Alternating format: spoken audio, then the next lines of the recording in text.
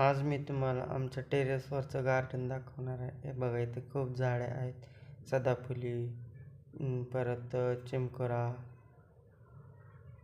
ते बघा चिकूचं झाड आहे. इथं भेंडी लावलेली आहे. इकडं आळूचे पानं आहेत. खूप सुंदर गार्डन आहे. टेरेसवर या काकांनी खूप छान गार्डन केलेलं आहे. लिंबुणीचे छान मोठे मोठे झाड आहेत. एक कडीपत्त्याचं मोठं झाड आहे. नंतर त्या पत्र्याच्या पलीकडून पण खूप झाडं आहेत. त्यामध्ये बघा बघा हे पुदिन्याचं झाड आहे. इथे त्या आळूच्या पानांचं झाड आहे.